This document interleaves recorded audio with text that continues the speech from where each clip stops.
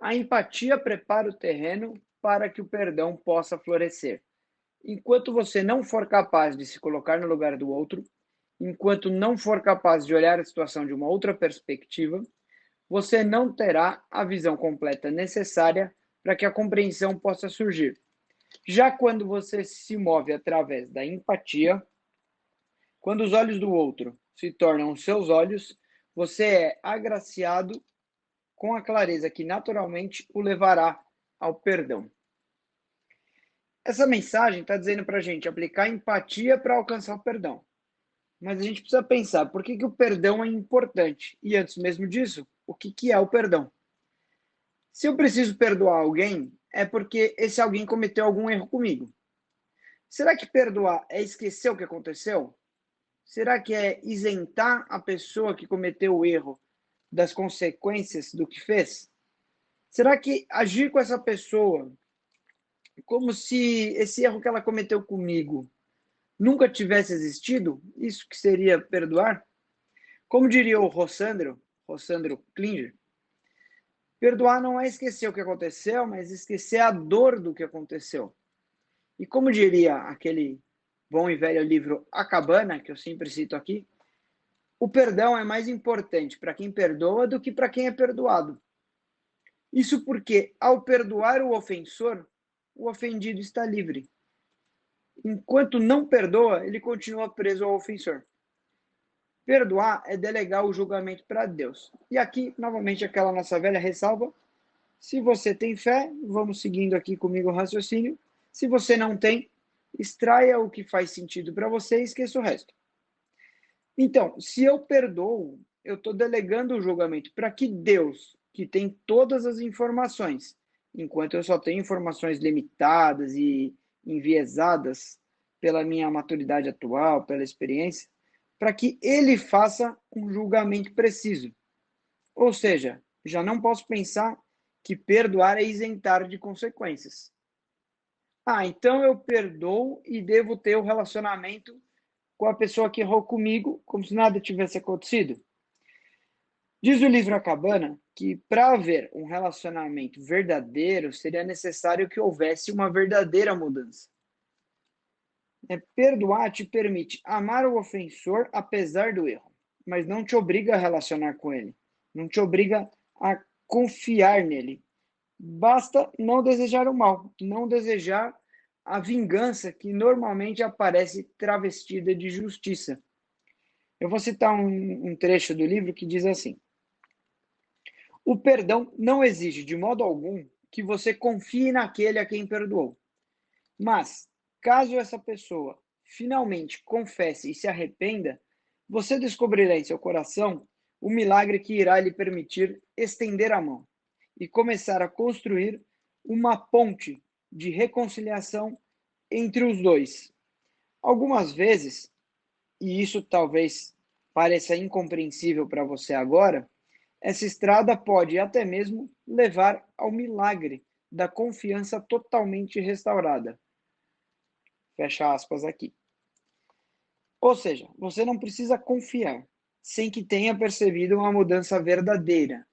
E mesmo que você considere que essa mudança verdadeira é um milagre praticamente impossível de acontecer, simplesmente não se feche para essa possibilidade.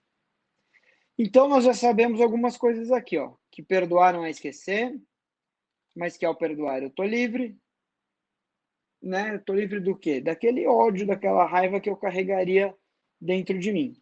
Também já sabemos que o perdão não isenta de consequências, que eu não sou obrigado a me expor a um relacionamento com alguém que pode me fazer mal. Então, pensando num exemplo bobinho aqui, mas só para a gente registrar o conceito, imagina que uma pessoa que eu conheço, com quem eu convivo, de alguma forma foi lá e roubou meu carro. Acabou batendo o carro no desespero, foi pego pela polícia e eu fiquei sabendo.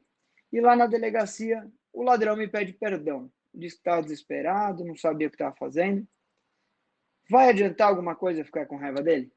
Ter ódio ou desejar o mal dele? Não. Então eu perdoo. Mas o fato de eu ter perdoado vai impedir ele de ser preso? Não. Mesmo eu perdoando, ele vai ser preso. porque o perdão não isenta o perdoado das consequências do que plantou. A lei de causa e efeito é uma lei natural, como a lei da gravidade. Não dá para anular. Então, ele é preso, anos depois ele é solto. Será que eu só vou ter perdoado mesmo se eu deixar ele entrar na minha casa, conviver com a minha família, deixar a chave do meu carro acessível para ele? Não. Eu não preciso me expor novamente a uma situação potencialmente prejudicial para garantir que eu tenha perdoado. O perdão consiste simplesmente em não ter sentimentos negativos em relação à pessoa ou à situação, mas a questão de não me expor novamente é uma questão de responsabilidade até, comigo mesmo. Uma frase que me marcou muito quando eu li foi: Jesus não impede a defesa, mas condena a vingança.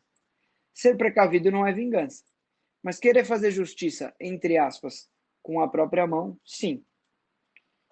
Bom, já falamos muito sobre o que é o perdão e seus efeitos, mas por que é importante perdoar? Além dessa questão de liberdade, né? Porque o erro gera um karma para quem errou. Perdoar não evita as consequências que ele vai colher, mas me deixa livre, porque não perdoar equivale a julgar. E se o erro dele gera karma para ele, o julgamento gerará karma para mim, porque julgar é tão errado quanto o erro que ele cometeu comigo. E aí que entra a empatia. Empatia não é eu me colocar no lugar do outro. Porque se eu estivesse no lugar do outro, eu agiria como eu acho que eu devo agir. Para entender o lado do outro, eu tenho que estar na situação com os olhos do outro, pensando como que o outro viu a situação. Aí sim eu estarei usando a empatia e vou entender que se eu visse a situação como ele viu, agiria como ele agiu. Por trás de todo erro, existe uma boa intenção, mesmo quando a intenção é levar uma vantagem. A pessoa que pensa em levar uma vantagem, ela não sabe o prejuízo futuro que levar essa vantagem vai custar para ela. Então ela foca no benefício atual por ignorar o prejuízo futuro. Ela foca em pegar o carro que não é dela e ignora que vai ser presa, por exemplo. Se soubesse que o prejuízo futuro é uma certeza e não uma hipótese, não cometeria o ato. Mas como ignora, comete. Ou seja, as pessoas não erram pela intenção do mal, mas pela ignorância do bem. Se eu for capaz de identificar o que ele ignora e que eu conheço, vou começar a pensar que, se eu também não conhecesse, é provável que fizesse igual a ele. Mas por que eu conheço e ele não? Porque na minha trajetória de formação eu tive família, referências positivas, princípios, etc. Aí eu sinto gratidão pela trajetória que eu tive e que evitou que eu incorresse no erro do qual eu sou vítima hoje. Porque, em termos de lei de causa e efeito, é melhor ser agredido que agressor, ofendido que ofensor, etc. E também, por ter essa compreensão, eu estarei mais próximo, mais capacitado a perdoar. Principalmente se eu lembrar de todos os erros que eu cometi sem intenção e que, por isso, eu esperei que as pessoas me perdoassem com base na intenção positiva que eu tive por trás do erro. Aplicar ao outro o que eu gostaria que fosse aplicado a mim é plantar conscientemente o que eu pretendo colher. Em outras palavras, se você aplicar empatia, alcançará o perdão e, consequentemente, o perdão também alcançará você.